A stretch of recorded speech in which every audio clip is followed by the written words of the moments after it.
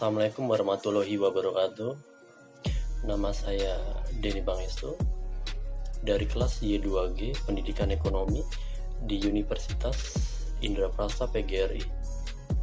Pada kesempatan kali ini, saya akan mempresentasikan mengenai ruang lingkup filsafat ilmu untuk mata kuliah filsafat ilmu.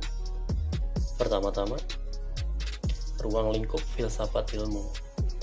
Pengertian: ruang lingkup filsafat ilmu adalah ilmu yang membatasi lingkup pada batasan pengalaman manusia. Hal ini disebabkan metode yang dipergunakan dalam menyusun kebenaran secara empiris. Secara ontologis, ilmu membatasi diri pada pengkajian yang berada dalam lingkup pengalaman manusia. Ruang lingkup filsafat ilmu terutama diarahkan pada komponen-komponen yang menjadi tiang penyangga bagi eksistensi ilmu, yaitu ontologi, epistemologi, dan aksiologi. Selanjutnya, A. Cabang filsafat ilmu. 1. Ontologi. Ontologi adalah ilmu pengetahuan yang meneliti segala sesuatu yang ada. 2. Epistemologi. Epistemologi adalah pengetahuan sistematik mengenai pengetahuan. 3. Aksiologi.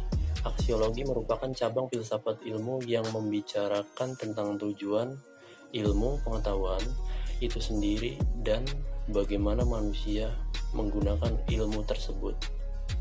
4. Etika.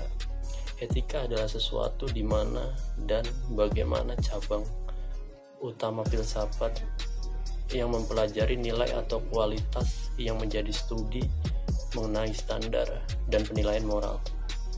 5. Estetika. Estetika adalah salah satu cabang filsafat yang membahas keindahan. 6. Metafisika. Metafisika adalah cabang filsafat yang berkaitan dengan proses analitis atas hakikat fundamental mengenai keberadaan dan realitas yang menyertainya. 7. Logika.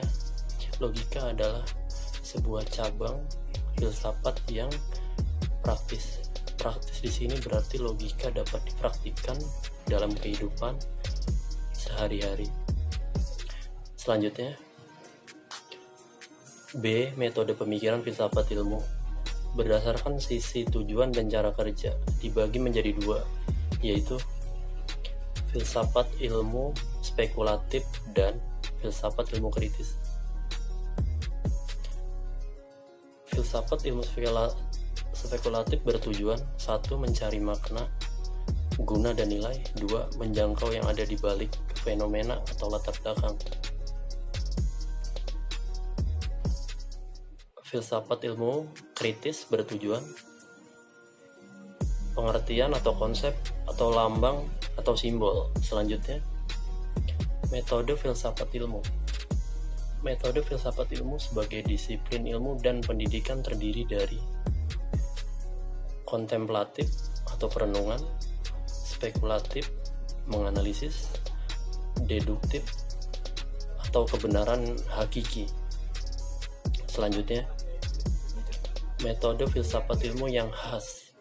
Metode filsafat ilmu yang khas terdiri dari metode kritis oleh Plato, metode intuitif oleh Plotinus dan Bergson, metode skolastik oleh Aristoteles, metode geometris oleh Rene Descartes, metode empiris oleh Hobbes, Locke, metode transendental oleh Immanuel Kant,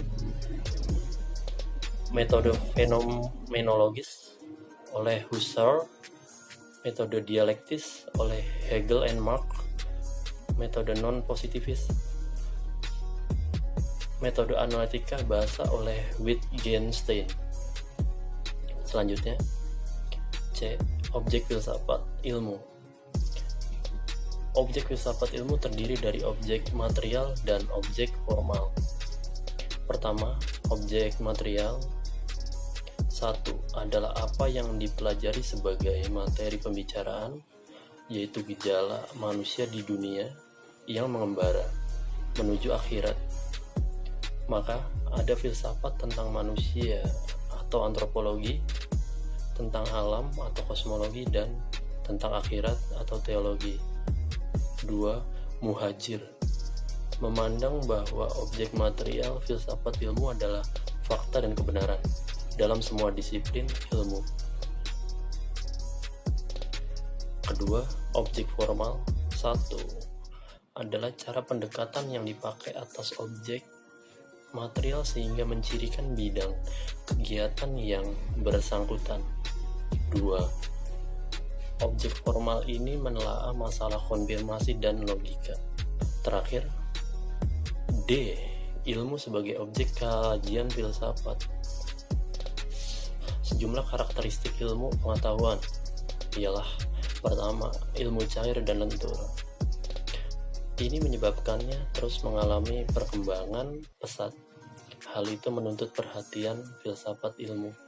Di antaranya, 1. Agar tidak terjadi kesimpang siuran dalam koridor keilmuan.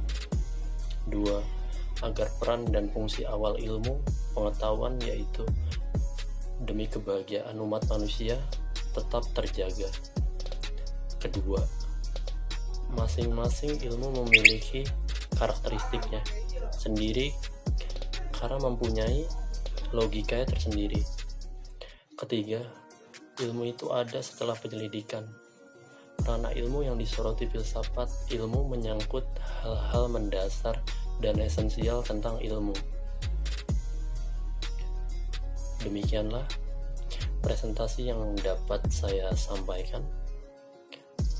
Saya ucapkan terima kasih atas perhatiannya. Wassalamualaikum warahmatullahi wabarakatuh.